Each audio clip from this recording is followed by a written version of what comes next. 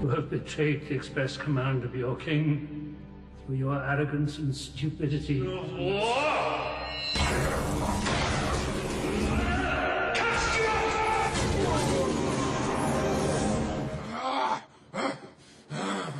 all right?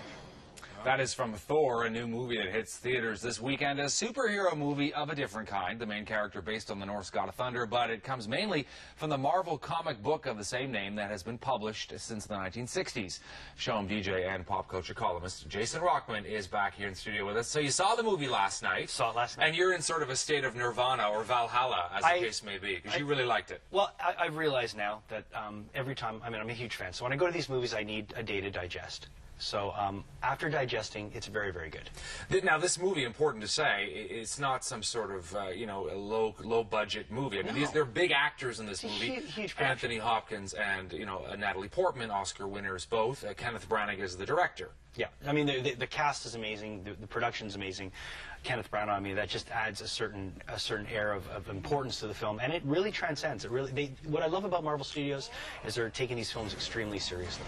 Now that they, you know, whatever properties that they still own, they're really they've got a formula and they're using it and it's working. I mean, it's a very, very similar tone to Iron Man. Yeah, which of course has done very, very well. In fact, the lead character is an Australian actor, soap opera actor, but the movie was released in Australia first, did very well in the reviews, so they've actually already greenlighted the sequel for Thor, even though it's only hitting North American theaters this week. Yeah, I mean, we've got the next 3 summers are pretty much Marvel summers. You've got Avengers next year, then you've got the sequels to Captain America and Thor the year after, and then of course there'll be another Avengers movie. So it's just going to be summer after summer after summer of these comic book movies. We talked about it in the intro, but this is really a different kind of feel to a superhero movie because there is this whole kind of Norse mythology, this fantasy, and there's very much a kind of like a medieval feel to it as well. That's it. If you're a Lord of the Rings fan, you'll enjoy this film. A lot of people that have no background on Thor will be able to come in and enjoy it. And it's such a touchy, fine line with having it be cheesy and having it be cool, and they found it.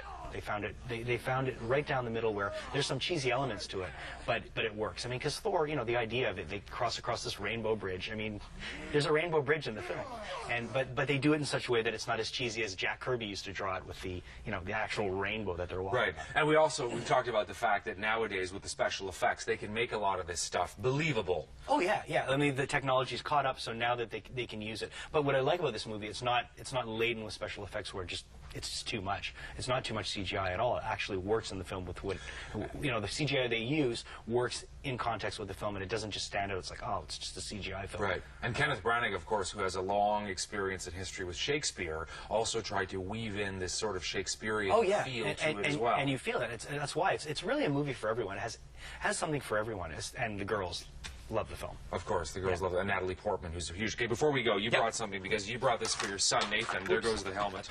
But there's the hammer of Thor, right? So basically, the guy hits this, and he turns into Thor.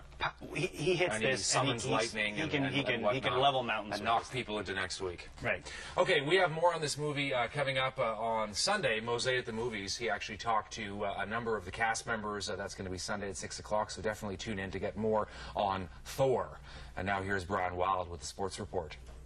Road to the Cup is sponsored by Miso Jus. More excitement, more options available on MisoJus.com.